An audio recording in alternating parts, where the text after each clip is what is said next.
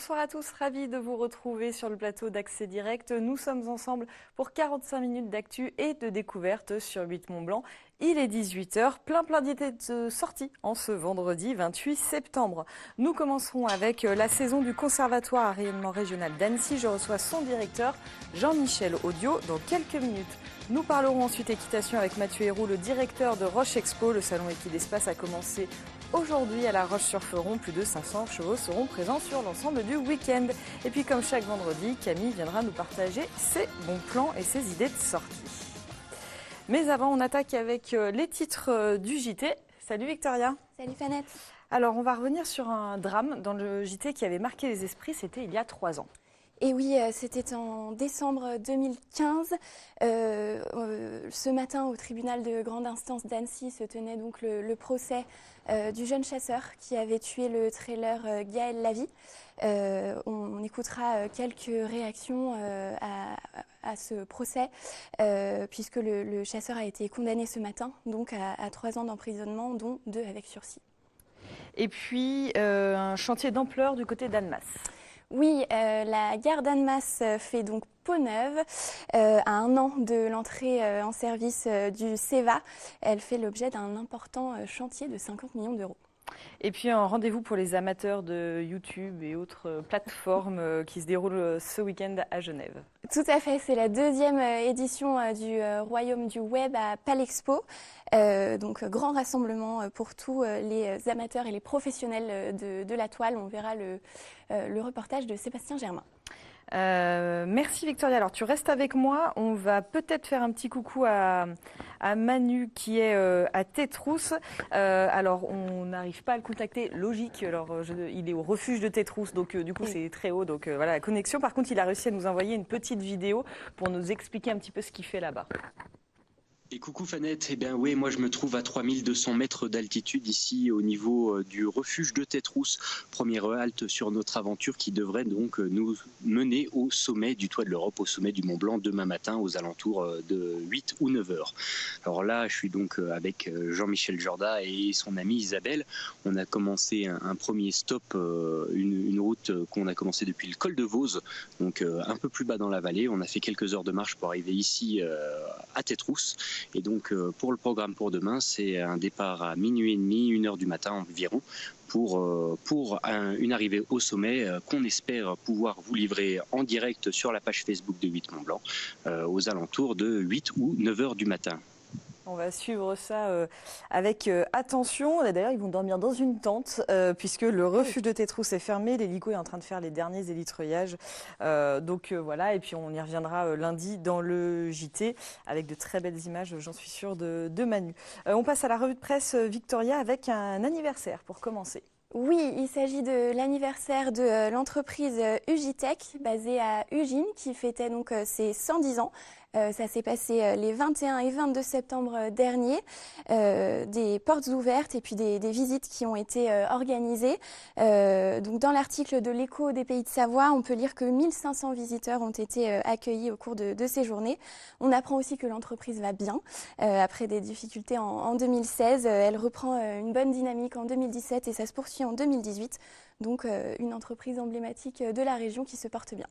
Et on pourra poser la question aux dirigeants parce qu'il sera sur ce même canapé le 4 octobre, c'est ça. Et puis une opération séduction pour les petits golfs. Oui, tu sais que les fans de golf attendaient ce week-end avec impatience puisque c'est la 42e édition de la mythique Ryder Cup qui se déroule pour la première fois en France. Et puis donc France Bleu, Pays de Savoie, on a profité pour publier un article donc, sur les petits golfs de Savoie. Qui tente de modifier, de changer un peu, de casser l'image de ce sport qui est souvent vu comme un sport de riches, de vieux, je cite. Donc ça se passe du côté de Chambéry, aux alentours de Chambéry, notamment au golf des Marches, qui organise d'ailleurs, si tu veux te mettre au golf, Fanette, il y a des portes ouvertes demain. D'accord, et ben c'est noté. Et puis toi, tu nous parles du plus gros événement de trail du monde. Voilà, c'est l'Ultra Trail du Mont Blanc qui s'est tenu il y a quelques semaines à Chamonix et c'est dans Éco Savoie Mont Blanc également. C'est Patricia Ray qui nous propose un article intéressant sur le business de l'UTMB.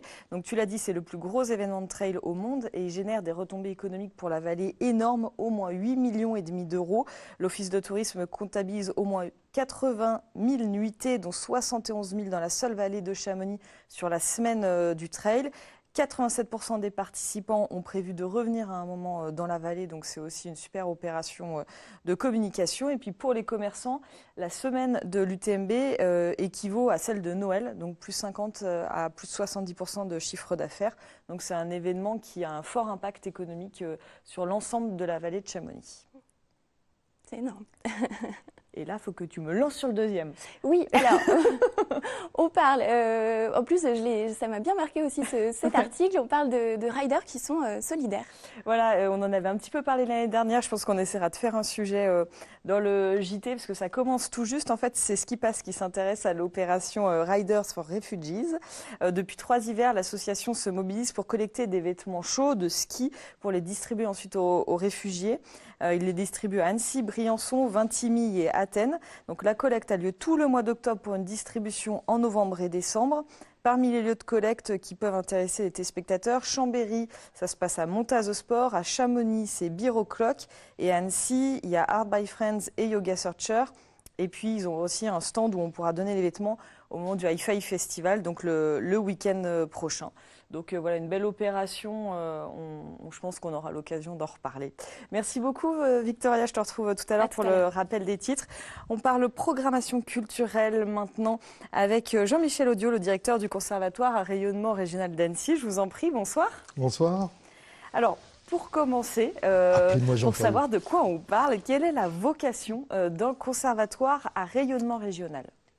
C'est un lieu d'abord d'enseignement. Aujourd'hui, on a 2200 élèves, donc d'enseignement, de diffusion et de création. C'est les 3 grands secteurs dans la musique, dans la danse et dans le théâtre. Voilà, donc c'est vraiment un établissement qui rayonne d'abord par son enseignement, ensuite évidemment par sa diffusion, et puis cet aspect de création qui est très important chez nous, surtout avec le public jeune que nous avons. Il faut forcément vouloir en faire son métier pour passer les portes du conservatoire ? Non, pas du tout. C'est évidemment, par le passé, on pensait le conservatoire, c'est un lieu un peu fermé, on n'y va que pour faire son métier, pour en faire des heures par jour. Non, c'est d'abord un lieu de pratique aussi pour les amateurs, d'ailleurs je le précise. On accueille aussi des enfants handicapés dans des classes spécialisées où on apprend la musique. Et puis, effectivement, à l'intérieur de cet établissement maintenant gigantesque, on va dire 2200 élèves, je le répète, on peut évidemment vouloir faire de la musique, de la danse, du théâtre en professionnel, mais on a des classes spécifiques d'orientation professionnelle qui permettent évidemment de faire beaucoup. Donc, à chacun son projet et à chacun son cursus. Et puis, c'est ça qui est important. Chaque élève est différent. Chaque public qui se présente chez nous, on essaie de le traiter suivant ses envies. Ces cursus, il faut encore rêver. Beaucoup. On a de plus en plus d'élèves qui veulent devenir professionnels, d'ailleurs. Je veux dire que... Et puis aujourd'hui, les jeunes qui veulent devenir professionnels ont compris que des établissements comme les nôtres, qui sont des établissements publics, en plus, on enseigne la musique, la danse et le théâtre dans les cursus professionnels, par exemple, pour des sommes qui vont de 200 € à 300 € par an. Quand même, c'est ça le service public, c'est la qualité du service public. Et les élus l'ont souhaité comme ça. Donc ça fait rêver d'abord parce qu'on offre des conditions exceptionnelles avec un corps professoral de très haut niveau, avec des très beaux locaux sur 3 sites. Alors maintenant, on est installé aussi à Crangerie et à Sénaux avec la commune nouvelle, et puis sur le site d'Annecy, bien entendu, qui était le site historique du conservatoire. Qui est dans un très bel endroit d'ailleurs. Oui, un bâtiment du XVIIIe siècle, je reviendrai vous en parler. Un beau bâtiment, voilà. Et aussi un département dense qui est dans le faubourg des Balmettes. Donc, je veux dire, ça fait rêver, oui. Et puis, même pour les enfants qui veulent s'initier à la musique, à la danse ou au théâtre, ça fait rêver parce qu'on est dans un contexte vraiment très agréable. Et puis, les enseignants sont formés aussi pour accueillir tous ces différents publics. Alors, c'est vrai que pour nous, c'est le grand écart entre l'enfant de 5 ans qui vient pratiquer la danse 45 minutes par semaine, celui qui a 12 ans qui vient chanter dans un chœur ou qui vient apprendre un instrument ou être dans un cours de théâtre, et celui qui veut devenir professionnel, on a vraiment tous les cas de figure. Et je parlais aussi des enfants handicapés qu'on accueille. On en a une trentaine au conservatoire dans des cours spécifiques. Puis les adultes qui viennent chanter, certains dans des chœurs, d'autres jouer dans des orchestres amateurs. Donc on a vraiment, dans les 2200 élèves, on a on a toutes les possibilités à offrir au public. Et c'est ça qui est passionnant pour moi. Et puis vous avez parlé là du rôle de service public. Il y a un vrai rôle de promotion sociale, c'est le terme que vous utilisez sur le site internet du conservatoire. Ça, comment ça se concrétise? Avant, quand on voulait rentrer dans un conservatoire, on était évidemment toujours soumis à avoir un vrai projet. Aujourd'hui, on a beaucoup de jeunes qui viennent aussi avec leurs parents s'inscrire et qui n'ont pas forcément un projet. Donc on leur explique tout ce qu'on peut proposer au conservatoire. D'abord, on ne les rejette pas. On ne leur demande pas de faire 2 heures d'instruments par jour forcément. C'est déjà dans l'abord aussi de notre personnel qui accueille, le personnel d'administration, qui accueille le public. Et puis il y a une deuxième chose, c'est qu'on intervient dans les écoles primaires de la ville avec le parcours d'éducation artistique, qui est un parcours musique et danse très important. On accueille 93 classes qui ont des cours de musique sur une partie sur la ville de Sénaux, donc commune déléguée, et le Annecy-Nord. Ensuite, on enseigne la danse dans les écoles de Métais. Donc ça, c'est ça la promotion sociale. C'est-à-dire que tous les enfants qui sont touchés par la musique et la danse, forcément dans les écoles, à un moment, peuvent rêver de rentrer dans le conservatoire. Et puis ça devient de la réalité, parce que c'est notre domaine quand même finalement. Puis notre intérêt, c'est d'avoir le plus de monde possible qui fasse de la musique. Parce que si les musiciens restent entre eux, un entre-soi qui serait un entre-soi social, et un entre-soi aussi technique entre les musiciens, entre les danseurs et tout, la musique va se tarir. Et puis voilà. Donc on a intérêt évidemment à faire connaître tout ce qu'on fait. Et vraiment. Et puis moi j'y crois, je pense, et puis les élus défendent cette idée que le conservatoire est aussi un lieu social. Et puis quoi de mieux de pratiquer la musique, la danse ou le théâtre dans un conservatoire et d'avoir une saine occupation qui est un loisir.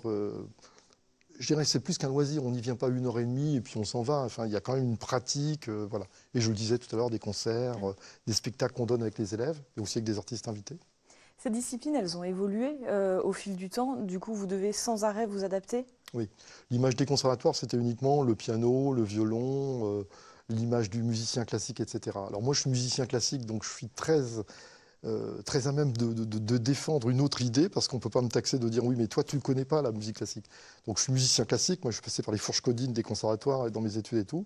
Donc je peux dire aujourd'hui que le conservatoire, c'est pas que de la musique classique, c'est pas que de la danse classique, c'est pas que du théâtre classique. Donc on enseigne aussi, par exemple dans la danse, on enseigne le hip-hop, la danse contemporaine, la danse jazz, mais aussi le classique, parce qu'on continue évidemment, parce qu'on sauvegarde un patrimoine classique qui est important. Puis aujourd'hui, les musiciens classiques sont aussi dans une autre démarche. Il y a la musique contemporaine, il y a la création, etc. Puis il y a tellement de porosité entre les musiques, entre le jazz, le classique, entre la pop et le classique. Il faut se rappeler les Pink Floyd qui commençaient leur concert par l'Oiseau de feu de Stravinsky. Enfin, c'est pas nouveau, c'est toutes ces recherches qu'il y a eu avec les artistes dans le domaine de la pop, les Beatles aussi. Donc je crois qu'aujourd'hui, on n'en est plus à mettre les gens dans des cases. On apprend la musique, on apprend la danse, on apprend le théâtre, et après on vit une aventure avec des rencontres. Et puis c'est toujours bien pour un musicien, un clarinettiste ou un violoniste de jouer aussi dans des musiques qui soient rock, pop, du reggae, etc. Je crois à ces rencontres, à la transversalité. Et aujourd'hui, le spectacle, c'est ça.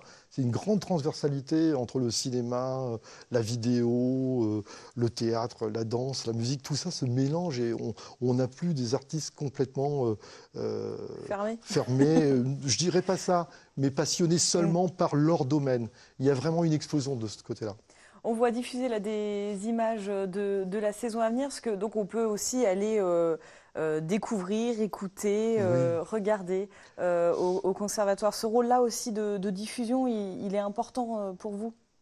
C'est très très important, parce que si on fait de la musique, de la danse, du théâtre, si on l'apprend, il faut la diffuser aussi. Et alors on est vraiment, pour moi, nous sommes des passeurs au conservatoire. C'est-à-dire qu'avec un effectif de 2200 élèves, vous imaginez quand on organise des concerts, on a tout de suite du monde. On a 12 000 personnes qui viennent au concert du soir, 3 000 au concert de midi, 2 500 enfants dans les concerts scolaires, on a aussi des concerts scolaires. Donc nous sommes des passeurs. Après, ils vont aller vers les autres salles de spectacle pour voir des concerts, des spectacles, etc. Donc c'est vraiment très important. Je pense que on est là aussi pour ça. On est un endroit magnifique pour ça. Puis à la rencontre des familles aussi. On est aussi, quand on parlait de lieu social, vous me demandiez tout à l'heure, c'est un lieu social, le conservatoire, parce que les familles se rencontrent entre elles. Vous imaginez les enfants dans un couloir qui se côtoient, mais ils se côtoient, les familles se côtoient. Il y a les concerts où ils se rencontrent, donc c'est un lieu de rencontre très important. Un temps fort en ce début de saison? Beaucoup, donc le festival Son d'automne qui s'affiche en ce moment. Voilà, Donc parfait. là, c'est un festival très important que nous avons créé il y a Donc 9 du ans 17 au maintenant. 24 novembre. Voilà, et c'est un festival très important puisque aujourd'hui, on est obligé, je parlais des formes très complexes aujourd'hui et puis du coup très transversales qui existent avec la musique, entre la musique, la danse et le théâtre. Eh bien, le festival, c'est aussi montrer que la création musicale aujourd'hui, elle s'appuie sur la danse, sur le théâtre. Et cette année, le thème du festival, c'est les mots, le texte et la musique, la rencontre entre le texte et la musique. Alors, de tout temps, on a chanté, bien sûr, mais on a aussi du théâtre musical, des choses comme ça. Donc on verra tout ça dans le festival. Et avec des esthétiques musicales qui soient pas des esthétiques musicales qui ne sont pas forcément de la musique savante contemporaine, il y en a, mais aussi des proximités vers le rock, la musique de film, etc. C'est toute la création. Je parle de musique nouvelle et pas de musique forcément contemporaine, qui est plutôt toujours connotée. Musique nouvelle, c'est tous les domaines. Ça peut être du jazz aussi dans la musique nouvelle. Eh ben, merci beaucoup. Et puis on retrouve tout le programme des prochains concerts à venir sur le site internet du Conservatoire d'Annecy. Et donc les sons d'automne, c'est du 17 au 24 novembre, une 8e édition. Merci beaucoup d'être venu sur le plateau d'Accès Direct. Merci. Nous allons parler équitation maintenant avec le traditionnel salon Équidespace. Bonsoir Mathieu Héroux. Bonsoir. Vous êtes le directeur de Roche Expo qui accueille cette 13e édition. 3 jours de manifestation, ça a commencé aujourd'hui. Un petit rappel, puisque ça fait 13 ans, comment vous avez eu l'idée comment il est arrivé là, ce salon? Alors déjà parce que nous sommes organisateurs d'événements depuis plus de 90 ans, donc c'est vrai que le fait de créer des nouveaux événements, ça fait partie aussi de notre ADN. On aime ça, de pouvoir créer des nouveaux événements ou accueillir des nouveaux événements. L'activité équestre est aussi une des activités sportives les plus populaires en France. C'est la 3e activité sportive après le football et le tennis. Donc ça représente un vrai marché, à la fois financier et puis aussi tout un nombre de personnes qui travaillent dans ce monde de l'équitation et puis un nombre de licenciés qui est assez important, y compris dans Auvergne-Rhône-Alpes et dans la Haute-Savoie en particulier. Oui, j'ai noté le chiffre pour la région. Plus d'1 habitant sur 100 est licencié à la fédération d'équitation. Oui, tout à fait. C'est énorme. C'est énorme. Ouais. Et puis c'est une activité qui est pratiquée en grande majorité par des femmes. Donc c'est à noter effectivement. Depuis tout petit jusqu'à effectivement des compétitions pour tout le milieu professionnel. Donc en fait, nous, on a eu l'occasion justement de discuter avec les acteurs du territoire pour pouvoir développer cette manifestation il y a un peu plus de 13 ans justement, en faisant en sorte, comparativement à d'autres types de manifestations qui sont, je dirais, spécialisées dans des disciplines équestres, on a vraiment décidé dès le départ de faire une manifestation qui allait être fédératrice, qui allait rassembler l'ensemble des disciplines équestres, que ce soit le saut d'obstacle, que ce soit le dressage, l'équitation de travail, le spectacle, la voltige. Donc on est vraiment parti sur l'ensemble de l'écosystème équestre pour pouvoir justement proposer aux habitants du territoire, donc aux habitants de la Haute-Savoie, mais plus largement autour de la Haute-Savoie, puisque on a des gens qui viennent de Suisse, des gens qui viennent de l'Ain, des gens qui viennent de Savoie, des gens qui viennent de Lyon également, puisque c'est vrai que depuis 13 ans, notre manifestation se développe tous les ans un petit peu plus. Puis je crois qu'elle a une bonne aura justement de qualité, par le biais, premièrement, des partenariats que l'on peut avoir avec justement ces partenaires historiques que l'on peut, avec lesquels on peut travailler depuis plus de 13 ans, et puis également des nouveaux partenaires que l'on a tous les ans, puisqu'on essaie tous les ans d'apporter de la nouveauté. Cette année, on a des activités. Ça va être ma question. Là, j'ai vu qu'il y avait les scolaires aujourd'hui. Ah oui, là, c'était vraiment la journée scolaire. C'était super, ouais, c'était une première. On a eu 6 classes avec à chaque fois plus d'une vingtaine d'enfants, de petites classes qui sont venus, qui avaient les yeux. Oui, je l'ai dit tout à l'heure, plus de 500 chevaux, donc je pense qu'ils ont dû. Oui, plus de 500 chevaux, et puis surtout, ils venaient faire des ateliers. Donc, du coup, ils ont pu vraiment justement pratiquer, voir effectivement les chevaux, les toucher. Faire le tour de l'ensemble du salon. Le salon, c'est quand même 20 000 m² de surface. On est sur l'ensemble du parc des expositions. On a 3 carrières principales, on a des paddocks, on a une centaine d'exposants, plus de 500 chevaux, comme vous le disiez, qui vont passer pendant les 3 jours de manifestation.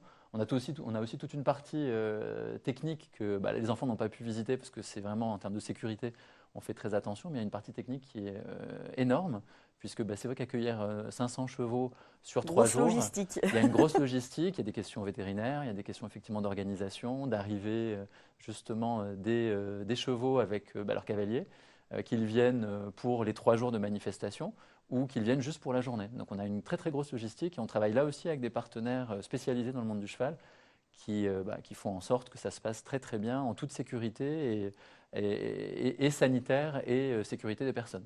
Et puis il y a aussi une grosse mobilisation des bénévoles, plus de 300. Alors c'est possible au total, en fait, c'est le nombre des personnes qui travaillent effectivement avec nous. Donc ça fait beaucoup de monde. Il y a énormément de personnes qui bossent avec nous, puisque oui, on a des bénévoles, on a des enfants qui sont effectivement dans le lycée professionnel de Contamine-sur-Arve, et puis également dans la MFR en Loire à Mornan sur Forez, qui viennent. Donc ça fait à peu près une cinquantaine d'enfants collégiens qui viennent et lycéens qui viennent justement pour aider à la préparation des carrières, tenir aussi les barrières, puisque à un moment donné, vous êtes obligé de passer et d'avoir des flux entre les chevaux et le public. Et donc, ils sont là pour faire en sorte que tout se passe au mieux, et pour l'organisation des concours, et pour le public qui va passer entre les stands, aller dans les zones de restauration et aller voir les différents lieux à visiter de notre site.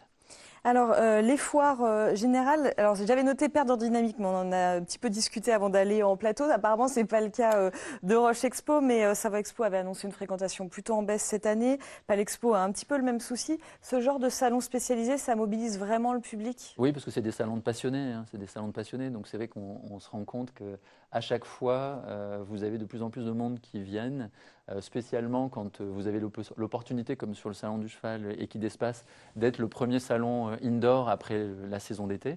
Donc du coup, c'est vrai que nous avons des cavaliers amateurs et pros qui viennent de France entière et qui viennent réentraîner en fait leurs animaux, leurs chevaux, pour toute la série justement de compétitions qui vont avoir lieu. Donc par exemple, on accueille aussi depuis l'année dernière, c'était une nouveauté depuis l'année dernière, une finale départementale de l'Equita Club Cup, un mois avant le salon Equita à Lyon, qui est une référence dans le monde entier. Donc c'est vrai que ça permet effectivement de dire aux gens de venir et de venir de plus en plus souvent. Et comparativement aussi à plein de manifestations, on a une proximité avec les chevaux. Vous arrivez dès l'entrée, par exemple, du hall A de Roche Expo, et vous avez tout de suite tous les chevaux comtois, qui sont ces chevaux de trait absolument magnifiques, qui sont énormes. Et c'est vrai que c'est des tonnes de câlins à faire en arrivant dès l'entrée du salon.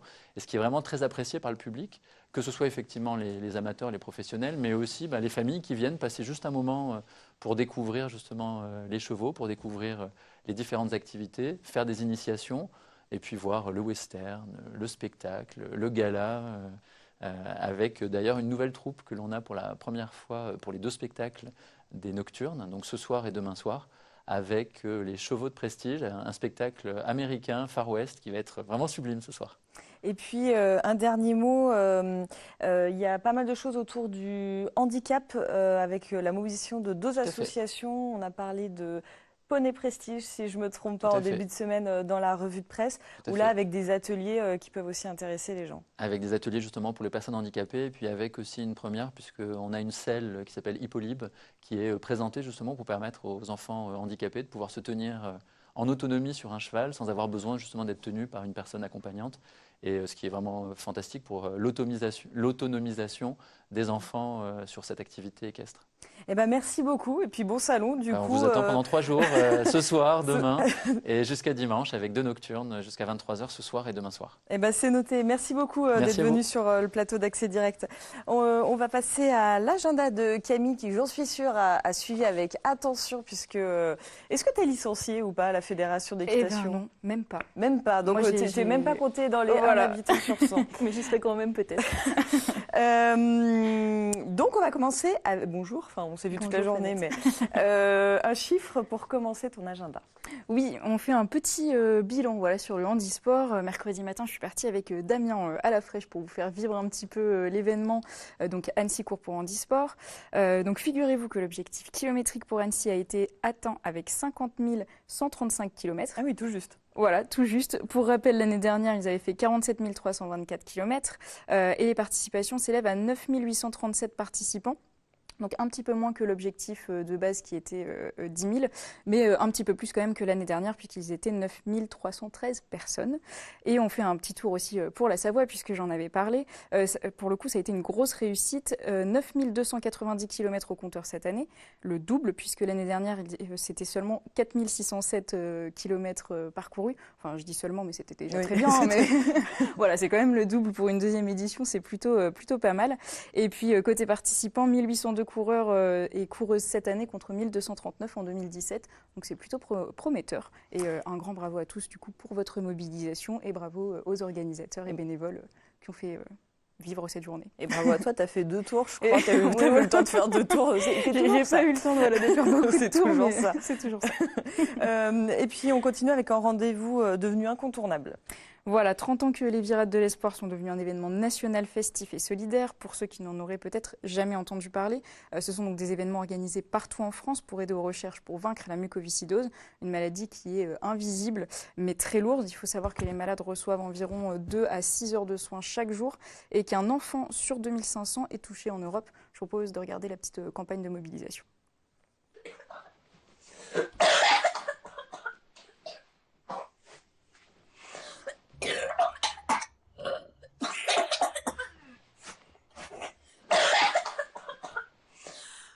Martin vit comme il respire. Mal. Il est atteint de mucoviscidose, une maladie génétique qui attaque ses poumons. Le 30 septembre 2018, donnons du souffle pour ceux qui en manquent. Participez aux Virades de l'Espoir. Voilà, donc il y a de nombreux endroits où vous pouvez montrer votre soutien en France et notamment à Domancy, Margencel et la Balme de Sillingy pour la Haute-Savoie ou encore La Tuile ou Albertville pour la Savoie. Il y aura quand même de nombreuses animations qui seront proposées le dimanche 30 septembre toute la journée. À Albertville, vous pourrez participer à des défis comme un bike and run ou un test de culture générale pour tous ou plus simplement faire le tour du lac de la Balme de Sillingy pour la Haute-Savoie en courant ou en marchant. Bref, on a forcément un petit moment dans la journée à consacrer à ce bel événement. C'est pour la bonne cause et je pense que les malades et personnes aussi qui ont un malade dans leur entourage sont pas mal impactés. Je pense qu'il faut en parler et c'est toujours sympa. On part ensuite, pas très loin d'ici, à Épagny-Métessy. Tu vas courir ce week-end, je crois. Voilà, je fais un tout petit rappel, j'en avais déjà parlé la semaine dernière, mais voilà. Pour ne pas oublier, il y a le MT Run, donc ce dimanche à Épagny-Métessy en Haute-Savoie.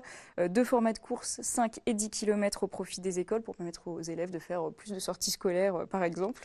C'est un joli parcours dans une très bonne ambiance, donc n'hésitez pas à aller vous inscrire dès maintenant sur EMT Run ou sur place le jour de l'événement de 7h30 à 9h. Et puis tu tenais à en reparler un petit coup quand même parce que voilà, tu y es attaché. Voilà, j'étais obligée. On vient de faire le débrief, il y a tout juste 5 minutes avec Mathieu Héroux, mais je prends quand même 2 minutes. Je reprends un petit peu de temps pour en parler. Si vous nous rejoignez à l'instant sur l'antenne, ne ratez pas le coche ce week-end avec le salon Equidespace qui a commencé aujourd'hui à Roche Expo à La Roche-sur-Foron. Pour faire court, si vous aimez les chevaux, l'équitation ou l'odeur de la paille, allez-y. J'y suis allée plusieurs fois, en tout cas c'est très très sympa. On part maintenant en direction de Thoranglières. Oui, un petit peu de sensibilisation, Fanette. C'est Carole Orsini de l'ICETA, anciennement le lycée agricole de Poisy, qui m'a contactée pour parler donc de cette 4e édition de la fête de la forêt et du bois qui se déroule ce week-end au domaine de la Sapinière. Donc je me fais un plaisir d'en parler puisque c'est un bel événement. L'idée, c'est donc de se retrouver entre 10h et 17h samedi et dimanche afin de s'informer sur le rôle et la préservation de nos forêts pour les années à venir. Une rencontre avec donc l'Institut des sciences de l'environnement et des territoires d'Annecy et l'Union des forestiers privés de Haute-Savoie pour en apprendre plus sur les métiers du bois également, participer à des conférences et flâner sur les sentiers pédagogiques pour petits et grands qui ont été faits du coup par les élèves l'année dernière de l'anciennement lycée agricole de Poisy. Je pense que Damien trouve qu'on va passer vite. Il passe les visuels. Il faut accélérer. Donc on part en Savoie. Oui, la compagnie autochtone a entamé la 9e édition de son projet culturel L'Art frais de Cœur de Savoie. Jusqu'au 11 novembre, la compagnie se déplacera de ville en ville en Savoie pour inviter le public à remonter le temps dans des lieux au riche patrimoine avec des farces du Moyen-Âge, des histoires au fil de l'eau ou encore des lectures pour tout petits. La compagnie vous invite à partager des moments de douceur tout au long de l'automne. Ce samedi, vous pourrez donc vous rendre à la médiathèque Fabrice Melchior à La Rochette pour des lectures pour tout petits à 10h30. Au Bourg médiéval des Marches à 19h pour des farces du Moyen-Âge. Et ce dimanche à 15h, ce sera une nouvelle représentation des farces du Moyen-Âge, mais à la salle des fêtes d'Apremont. Et enfin, une dernière petite idée du côté d'Annecy. Oui, Je sais, Fanette, que tu y seras.